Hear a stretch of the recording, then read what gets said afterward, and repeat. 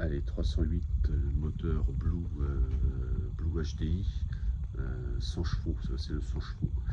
Donc là on va avoir un petit peu de boulot dessus. Allez, on commence par la dépose de la roue avant gauche. Démontage du pare-boue. Vis Torx T30, une. Ensuite, 2, ici, 2. On continue, 3, ici, sur le côté. Et on doit avoir un clips ici à enlever. Ensuite, on aura 2 vis en dessous ici. Voilà. Donc là, cette vis là, elle est un petit peu plus longue, elle est différente. Elle est juste ici donc. Et ensuite, on a donc les vis de 10 en dessous. Une vis de 10, donc 1, 2, 3 colonnes entières. Donc reste 2 vis, une vis ici et la seconde pareil dans le petit trou là, ici.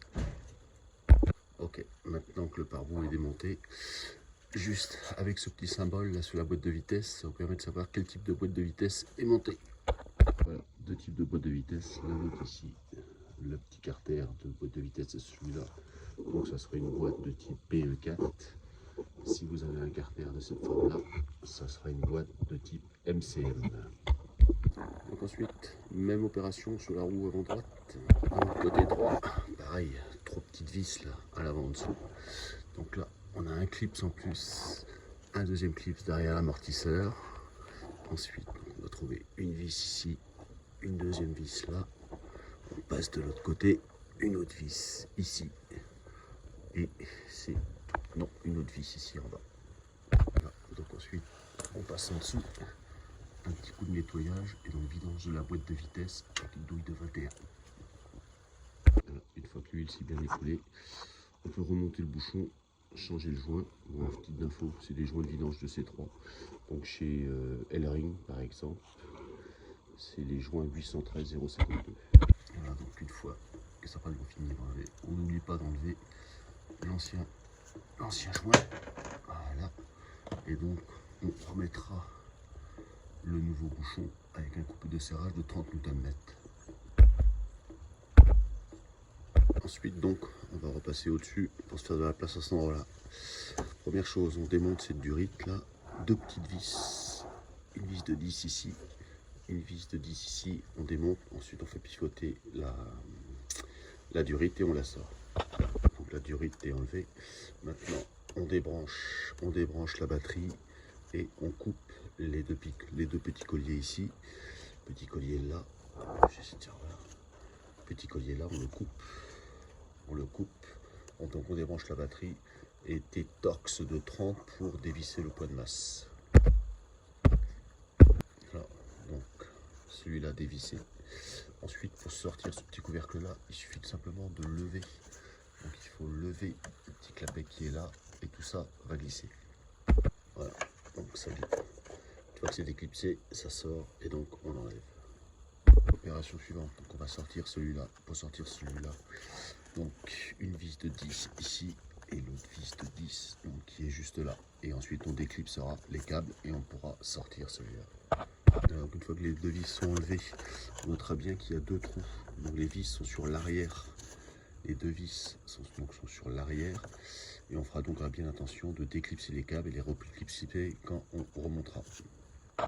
Voilà. Donc maintenant la plaque s'enlève. Ensuite on va pouvoir démonter le support de batterie, une vis de 10 et une autre vis de 10 ici. Voilà. Donc, on peut démonter ensuite le support de batterie. Ensuite la batterie, ce qu'il va falloir faire, il va falloir la lever et la tirer en arrière pour accéder au point de main, à la borne négative. Donc on la soulève et on la tire. Voilà, donc là, on a reculé la batterie au maximum, ce qui permet d'avoir accès à la borne négative. Et donc on dessert le petit écrou là, donc on dessert la cosse de borne. Et ensuite on pourra donc faire sauter la borne négative. Donc voilà, une fois que la borne est desserrée, on utilise un outil de ce type et donc on la lève et donc on la fait passer par au-dessus. Ce qui va donc permettre maintenant de pouvoir sortir la batterie. Donc là, la batterie est sortie, on a donc la borne négative qui est là. On peut retirer la plaque de fond. Donc pour retirer le calculateur, ici, un petit clips. Il suffit simplement de le pousser, donc de le pousser par là et de le lever en même temps. Et le calculateur va se déboîter. Donc on pousse et on lève en même temps. Voilà, donc là, il est bien déboîté. On peut lever sans aucun problème. Il reste un petit clips au fond là. Donc là, il faut aller par en dessous. Il faut aller par en dessous et pincer le clips. Je prévois une fois que c'est déboîté. Bon, là j'arrive pas à faire sauter le clip, ce qui est là. Donc on va essayer de faire bouger la plaque avant. Donc un collier ici. Donc à couper. Deuxième collier à couper, il est ici. Voilà. Donc là il faudra faire attention. Cette petite plaque là, elle est amovible. Donc il faut faire attention qu'elle se casse pas la gueule. Donc on commence par ça, couper les deux colliers. Voilà. Donc maintenant, j'ai coupé le collier là. On va pouvoir sortir la petite plaque métallique qui est là. Je vais essayer de la filmer en même temps, mais hop. Donc voilà, on peut la sortir. Et donc voilà la petite plaque métallique. Ensuite on continue.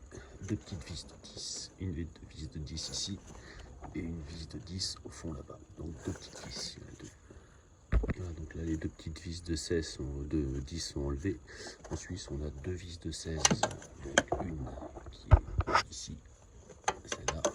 Et la deuxième qui est ici. Donc à dévisser. Pour démonter le calculateur, c'est tout con, petite passe à bec. Il suffit donc de venir serrer comme ça.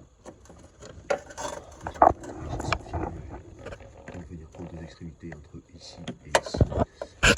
Donc,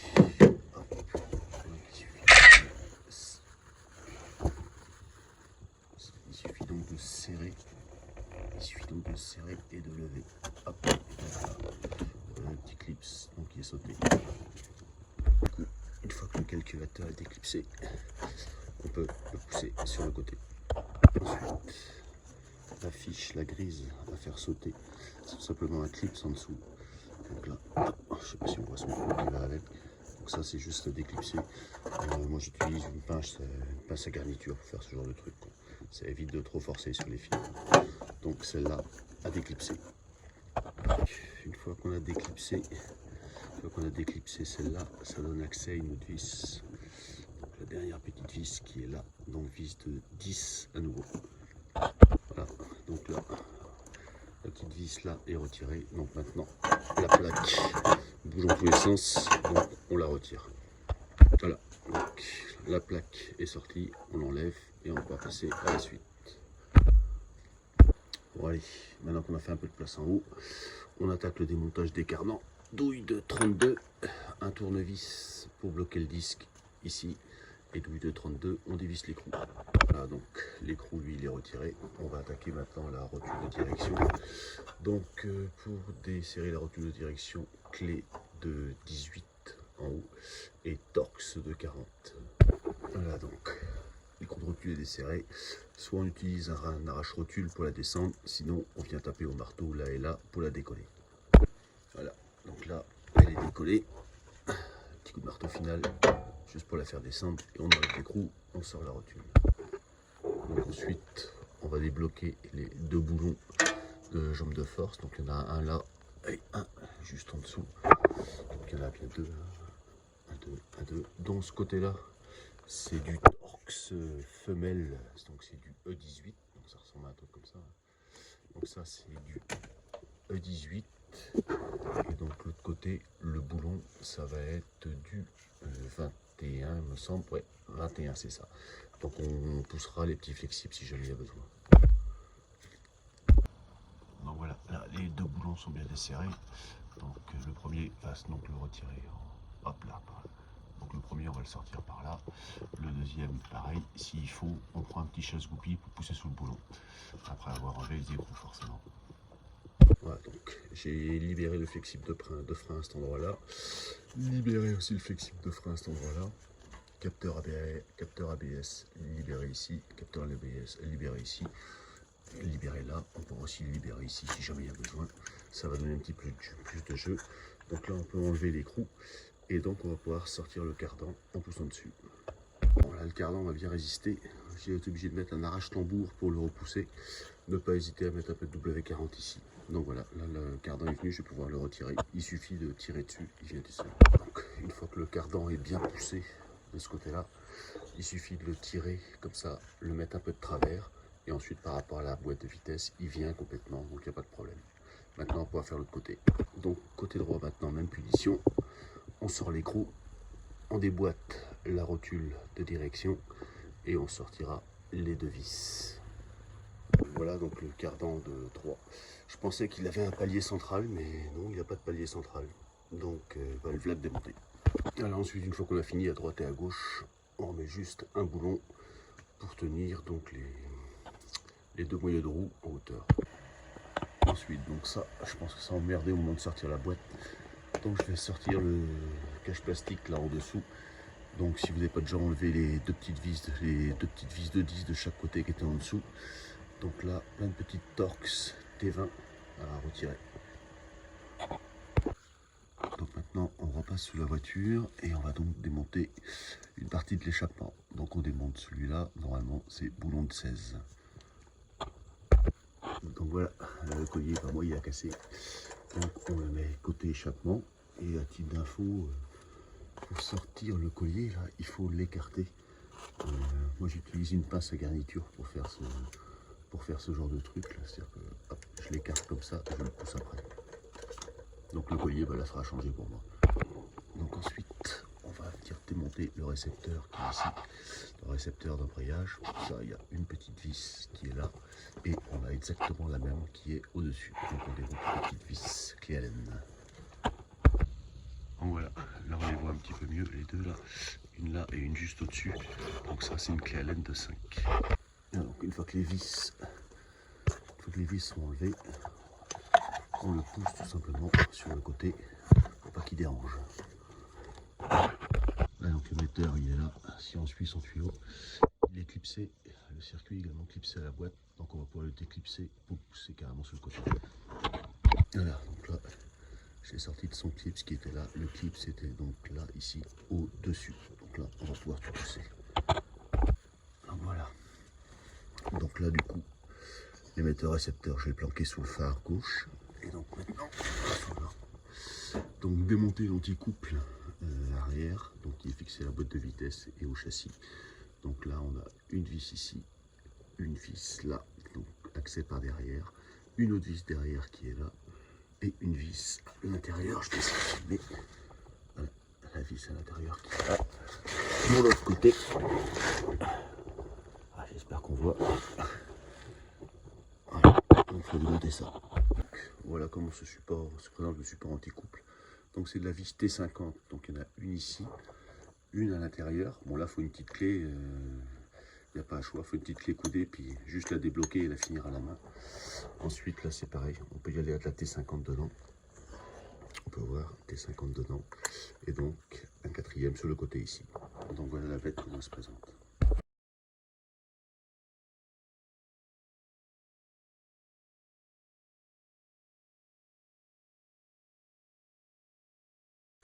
Donc maintenant on va s'attaquer au démontage du démarreur. Donc il y a une vis qui est facilement accessible par en dessous.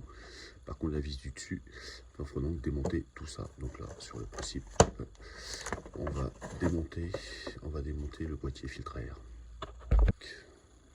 Donc sur le principe, premier connecteur ici, on tire en arrière et on soulèvera un petit peu en dessous.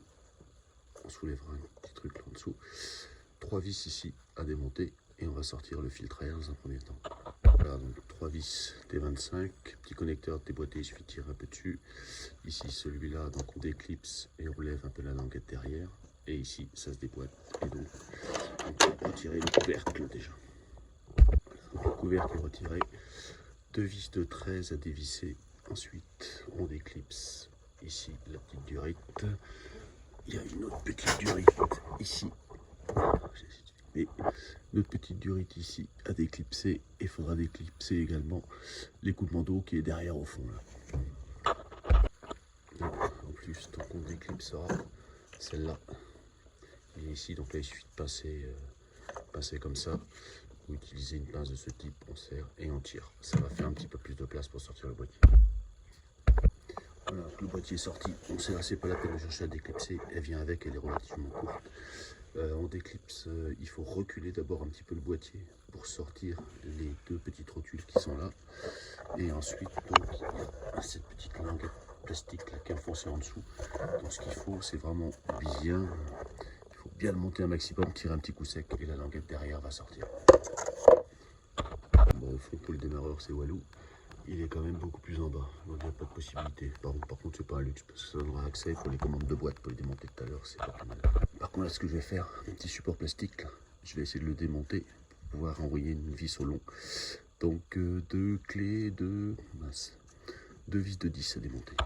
Petit support à démonter, attention au remontage, ça, c'est enquillé dans un trou. Bon, là, on revient en dessous, je vais démonter la plaque thermique.